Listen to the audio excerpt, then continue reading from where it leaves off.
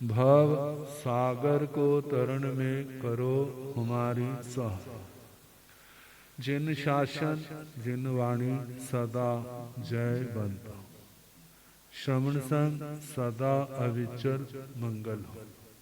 मुक्ति को प्राप्त श्रमण भगवान महावीर स्वामी,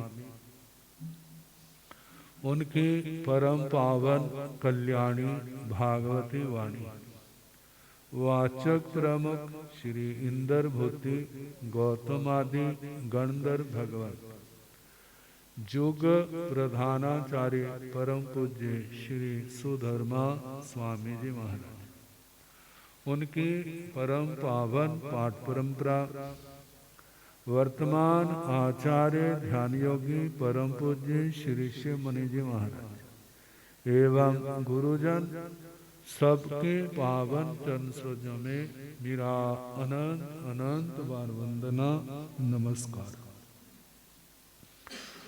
जहाँ विराजित परम वंदनीय परम पूज्य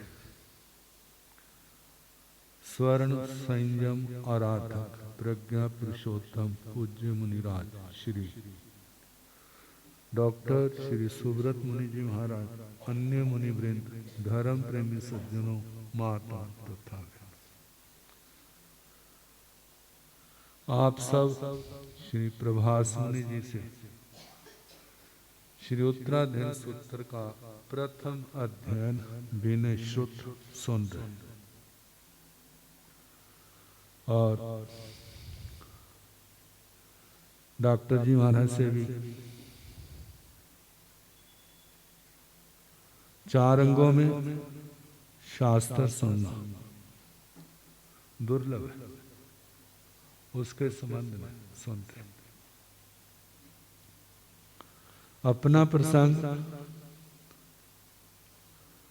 धर्म के तीन रूप, अस्तिकाय धर्म, श्रोत धर्म और चारित्र धर्म। रास्ता चलता हो ना, पता हो तो अपनी मंजिल पर आराम से पहुंच जाता है। रास्ता चलता ना हो और पता ना हो फिर पहुंचना मुश्किल होता है। तीर्थंकर भगवान अरिहंत परमात्मा वो मार्ग बनाते हैं और दूसरे लोग उस मार्ग पर चलते हैं। जहां अरिहंत परमात्मा पहुंचते हैं, दूसरे लोग भी क्या हो जाते हैं, एक दिन वहीं पहुंच जाते हैं। अरिहंत परमात्मा कहाँ पहुंचते हैं? सिद्ध गति, लोकाग्र भाव, आठों कर्मों से मुक्त संसार की आत्मा भी फिर वैसी ही हो जाती है। श्रोत धर्म शास्त्र स्वाध्याय, पढ़ना सुनना पढ़ाना सुनाना, जे धर्म आराधना का, धर्म ध्यान का आलंबन सहारा। बच्चे के शरीर में अभी शक्ति प्रकट नहीं हुई, उठने की कोशिश करता है गिर जाता है, चलने की कोशिश करता है गिर जाता है। जब उसको आलंबन मिल जाता है तो खड़ा भी हो जाता है और चल भी पड़ता है। जब वृद्धावस्था आती है, शरीर निर्बल पड़ जाता है, बिना सहारे के चलना संभव नहीं। जब सहारा मिल जाता है तो कहीं से कहीं पर पहुंच जाता है। ऐसे ही आगम वाणी भी भव्य आत्मा के लिए एक बहुत बड़ा आलंबन है। इसके बल से भव्य आत्माएं चलती हैं, किस ओर चलती हैं? निर्वाण की ओर, मोक्ष की ओर, सिद्ध गति की ओर। जहां पर सिद्ध परमात्मा है उस और उसकी गति होती है। तो शास्त्र स्वाध्याय जिसके संबंध में आचार्यों ने अपने अपने अभिमत दिए। आचार्य उमा स्वाति जी महाराज, जिनका जैन शासन में बड़ा गौरवपूर्ण स्थान,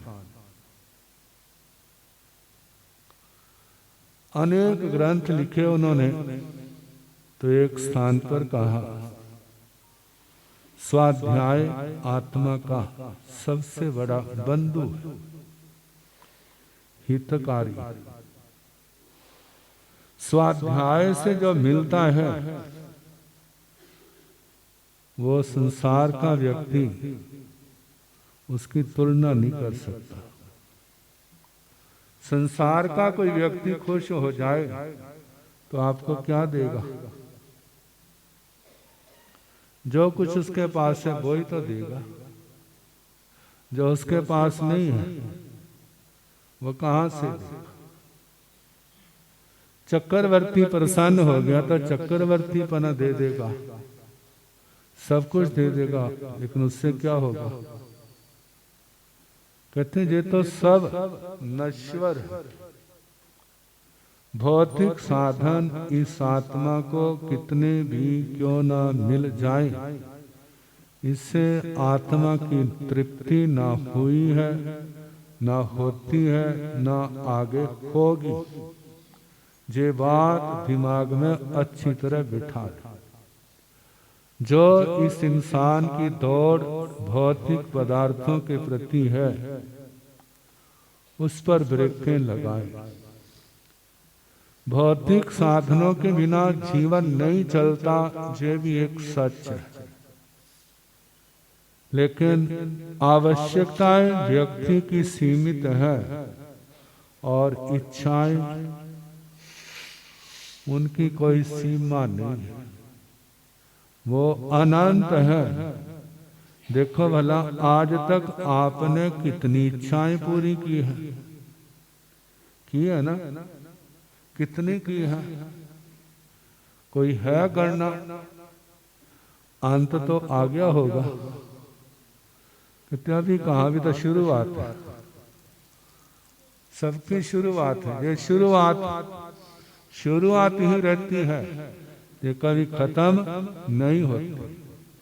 इनको शांत किया जा सकता है, इनको मिटाया जा सकता है, लेकिन इनको पूर्ण नहीं किया जा सकता। आवश्यकताएं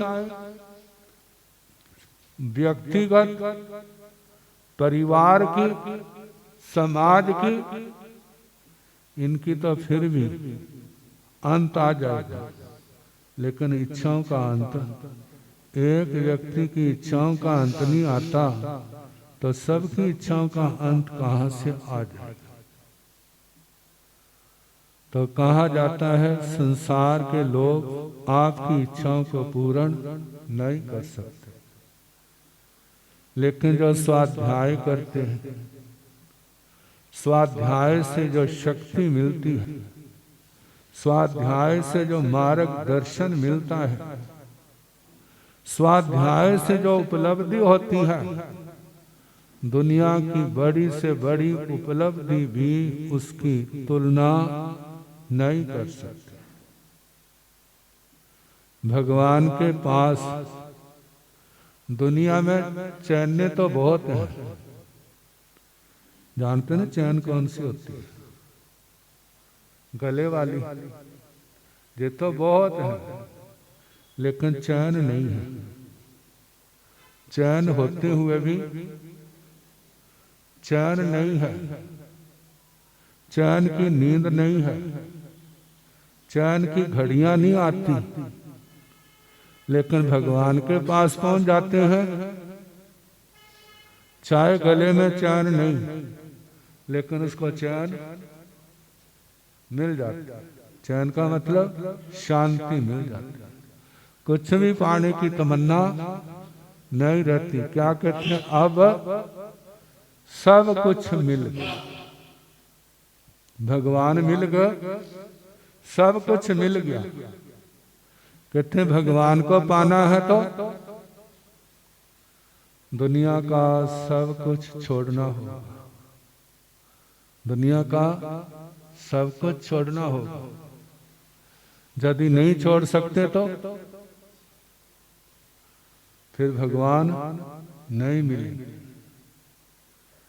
एक प्रसंग आता है, नारद जी वैकुंठ में चले गए, नारायण नारायण करते। नारायण जी पूछने लगे, नारद जी कहाँ से आ रहे हो? कहते मनुष्य लोक से आ रहा हूं। कहते मेरे भक्तों का क्या हाल है? केवल पूछो ना। क्या ना पूछूं?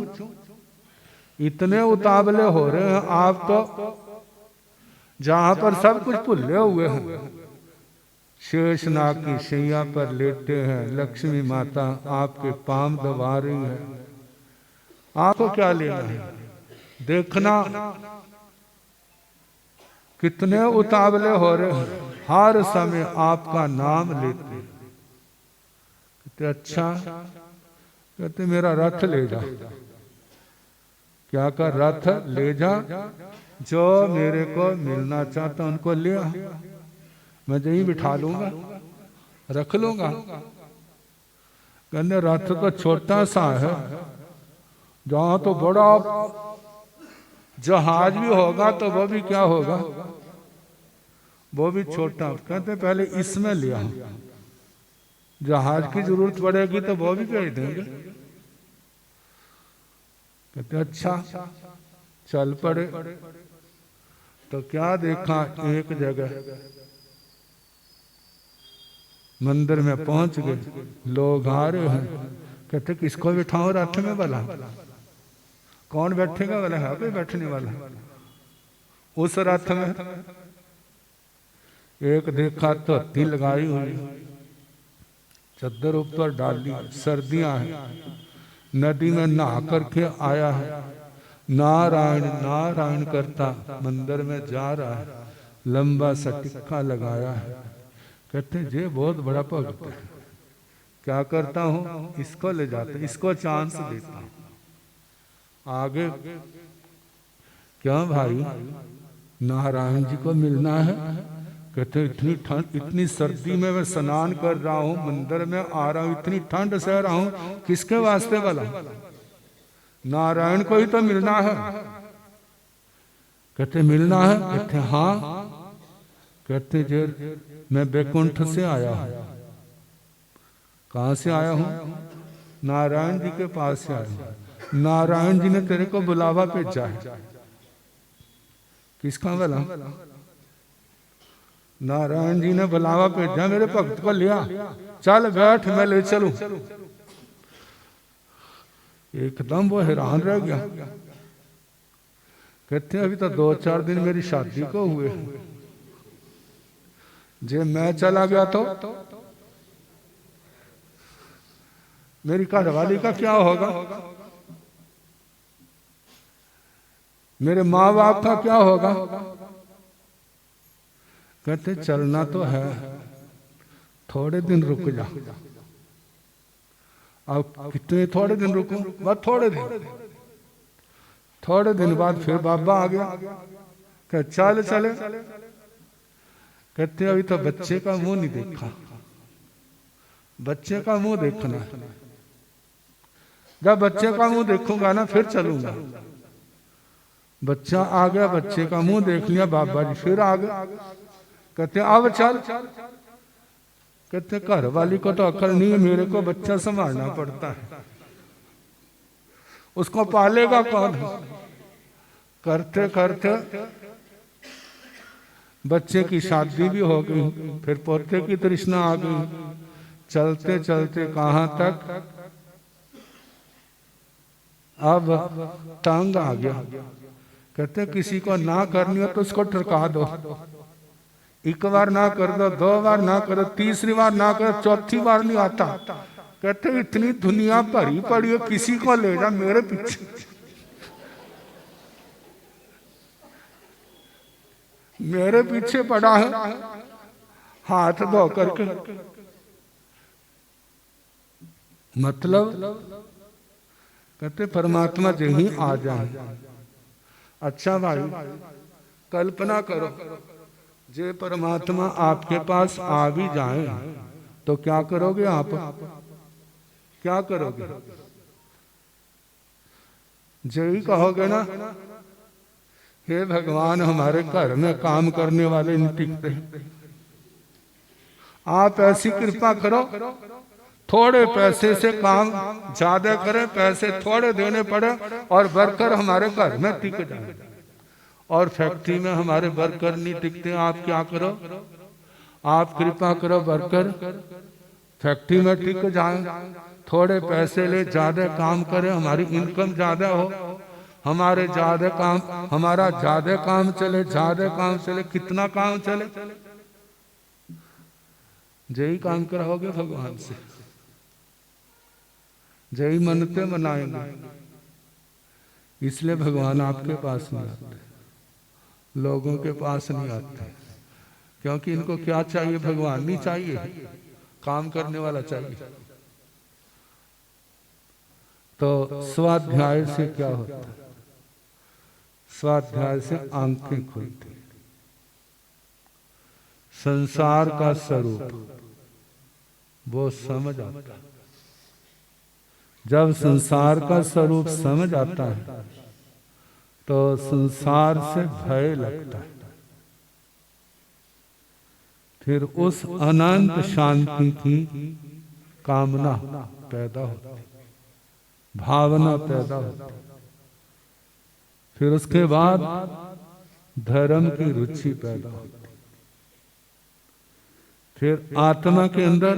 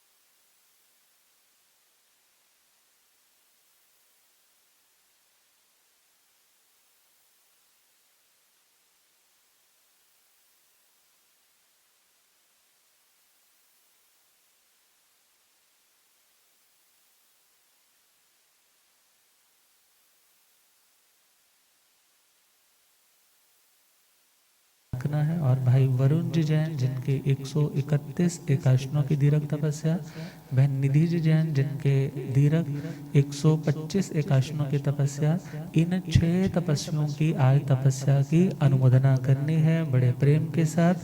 ओ बुहा धर्मदा खोलो जे, बुहा तपस्या वाले आते सारे जय जय भोलो जे, तपस्या वाले आते सारे जय जय बोलो जे। आने वाले संवत्सरी तक 8 उपवास जो करने की भावना रखता है, एक अठाई करने की भावना रखता है, तो आज वह इन 6 तपस्वियों के अभिनंदन के लिए आगे आ सकता है। 8 उपवास आने वाली संवत्सरी तक, आने वाली संवत्सरी चौमासे की संवत्सरी तक जो कोई भी 8 उपवास की भावना रखता है, मुझे साइलेंटली भी आप ऐसे इशारा दोगे तो मैं उसको भी आई विल ग्रैस्प इट। 8 उपवास जो कोई भी करने की भावना रखता है तो वो अपनी भावना मुझे व्यक्त या अव्यक्त रूप में प्रकट कर सकते हैं। 8 उपवास आने वाली संवत्सरी जल्दी है तो आने वाली दिवाली तक, आने वाली दीपावली तक, भगवान के निर्वाण उत्सव तक जो कोई भी 8 उपवास की भावना रखता है तो उसके लिए मेरे पास नाम आ गया है। तपस्या की बोली लेने वालों को, वो बोली तपस्वन बहनों ने ली है। एक बहन ने भी नाम हाथ खड़ा करके बोल दिया है। और किसी की भावना बन रही हो 8 उपवास की तपस्या की बोली आने वाली दिवाली तक, आने वाली दिवाली तक, चलो तब तक आप मैनेज कर लीजिए। 8 उपवास, 5 पचोला पाली से पधारी है, बहुत धर्म की रुचि वाली श्राविका है, तो इन्होंने पचौले की भावना रखी है, तो इनके लिए भी हर्ष हर्ष हर्ष हर्ष